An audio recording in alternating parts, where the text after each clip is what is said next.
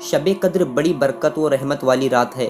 اس رات کے مراتب و درجات کا کیا کہنا کہ خداوند قدوس نے اس مقدس رات کے بارے میں قرآن مجید کی ایک سورہ نازل فرمائی ہے، جس میں ارشاد فرمایا ہے کہ بے شک ہم نے اسے شب قدر میں اتارا، اور تم نے کیا جانا؟ کیا شب قدر 1000 مہینوں سے بہتر؟ اس میں فرشتے اور جبرائیل اترتے ہیں، اپنے رب کے حکم سے ہر کام کے لیے وہ سلامتی ہے صبح چمکنے تک۔ یعنی شب قدر وہ قدر و منزلت والی رات ہے کہ اس رات میں پورا قرآن مجید لوح محفوظ سے آسمان دنیا پر نازل کیا گیا، اور اس ایک رات کی عبادت 1000 مہینوں کی عبادت سے بڑھ کر افضل ہے۔ اس رات میں حضرت جبرائیل علیہ السلام ملائکہ کے ایک لشکر کے ساتھ آسمان سے زمین پر اترتے ہیں۔ یہ رات زمین و آسمان اور سارے جہان کے لیے سلامتی کا نشان ہے۔ غروب آفتاب سے طلوع فجر تک اس کے انوار و برکات کی تجلیہ برابر جلوہ افروز رہتی ہے۔ روایت ہے کہ ایک دن حضور صلی اللہ علیہ وسلم نے بنی اسرائیل کے ایک عابد کا قصہ بیان فرمایا کہ اس نے 1000 مہینے تک لگاتار عبادت اور جہاد کیا۔ صحابہ نے عرض کیا کہ یا رسول اللہ، آپ کے امتیوں کی عمریں تو بہت کم ہیں، پھر بھلا ہم لوگ اتنی عبادت کیوں کر سکیں گے؟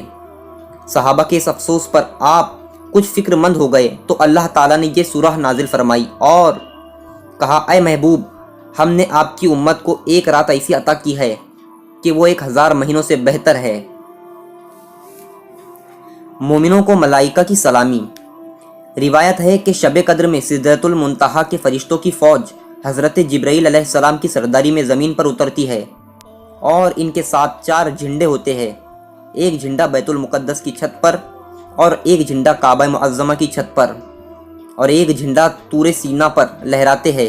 اور پھر یہ فرشتے مسلمانوں کے گھروں میں تشریف لے جا کر ہر اس مومن مرد و عورت کو سلام کرتے ہیں جو عبادت میں مشغول ہو، مگر جن گھروں میں بت یا تصویر یا کتا، یا جن مکانوں میں شرابی یا خنزیر کھانے والا یا غسل جنابت نہ کرنے والا یا بلا وجہ شرعی اپنی رشتہ داری کو کاٹ دینے والا رہتا ہو، ان گھروں میں یہ فرشتے داخل نہیں ہوتے۔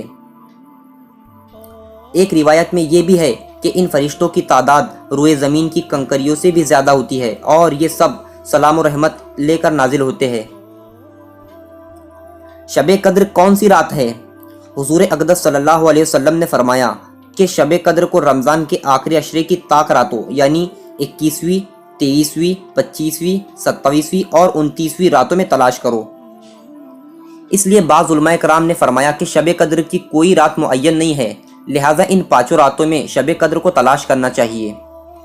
مگر حضرت ابی بن کعب و حضرت ابن عباس رضی اللہ تعالی عنہم اور دوسرے علماء کرام کا قول ہے کہ شب قدر رمضان کی 27ویں رات ہے، اور بعض علماء کرام نے بطور اشارہ اس کی دلیل یہ بھی پیش کی ہے کہ لیلۃ القدر میں 9 حروف ہے، اور لیلۃ القدر کا لفظ اس سورہ میں 3 جگہ آیا ہے، اور 9 کو 3 سے ضرب دینے سے 27 ہوتے ہیں، لہٰذا معلوم ہوا کہ شب قدر رمضان کی 27ویں رات ہے۔